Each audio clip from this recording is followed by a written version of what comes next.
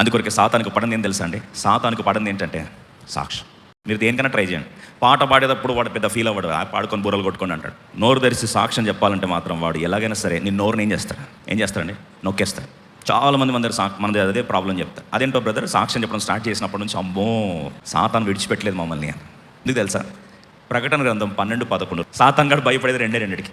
సాతాన పారిపో నువ్వేమి చేయలేవు. ఇట్లాంటి పాటలు మస్తు పాడవచ్చు. వాడు నవ్వుకుంటాడు, టైంపాస్ చేస్తున్నారని. మనం పాటలతో సాతాన్ అంటూ ఏం వాడు కేర్ కూడా చేయడా, వీళ్ళంతా నా బ్యాచే అంటారు. వారు గొర్రెపిల్ల రక్తమును బట్టి తాము ఇచ్చిన సాక్ష్యమును బట్టి వానిని జయించి ఉన్నారు, కానీ మరణం వరకు తమ ప్రాణంలో ప్రేమించిన వారు సాతాన్ ఎలా జయించారండి? రెండు గొర్రెపిల్ల రక్తం, రెండోది తాము ఇచ్చిన సాక్ష్యము బట్టి. ఈ రెండిటికే సాతాను భయపడతాడు. Satan is scared of only two things. One, blood of Jesus. Number two, the word of their testimony.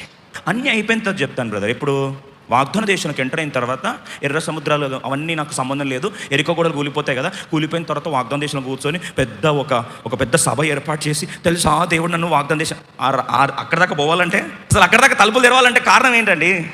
Your test only will become your testimony and testimony will only open the gates. అసలు thanks giving పెట్టాలంటే first of all ముందేం చేయాలండి? సాక్ష్యపరిచయం. ఏది మనదంతా ఉల్టా చదువులు ఏం చేస్తాం?